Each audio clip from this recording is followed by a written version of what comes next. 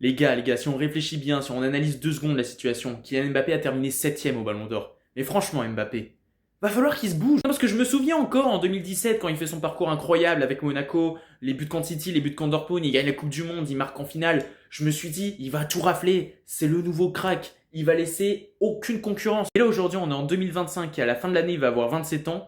Tous ses concurrents, tous les mecs à qui on l'a comparé aujourd'hui. Alors évidemment, tous les joueurs que je vais citer, ils n'ont pas eu le Ballon d'Or, sauf Ousmane Dembélé qu'il a eu hier soir. Mais sinon, quand tu regardes les comparaisons Mbappé-Haaland, aujourd'hui, Haaland, il a gagné la Ligue des Champions. Mbappé l'a jamais gagné et il a terminé 2ème du Ballon d'Or. Et il aurait pu très largement prétendre à la première place. Vinicius, pareil, il a même 2 Ligues des Champions et les 2 fois il marque en finale. 2ème au Ballon d'Or dans une cérémonie en 2024 qui était scandaleuse. Jude Bellingham, c'est pareil, hein. Ligue des Champions sur sa première année, il la gagne. En plus, c'est un élément majeur du Real de Madrid. Il termine 3ème au Ballon d'Or. Mbappé, Yamal, aujourd'hui Yamal, il a à peine 18 ans en 2 nominations au Ballon d'Or, c'est 8ème et 2ème. Mbappé n'a jamais fait 2ème, 2 fois le trophée Copa, 1 euro à 16 ans aussi. Et puis lui, croyez-moi que s'il continue sur cette lancée, des Ballons d'Or, il va en récolter et plus d'un. Et le dernier en date, et je me souviens très bien de 2017, notamment Monaco-Dortmund, ça parlait d'Mbappé, Dembélé, les premières sélections entre les deux, qui est le plus fort. On pensait pas aujourd'hui qu'en 2025, Dembélé allait remporter la Ligue des Champions avec le Paris Saint-Germain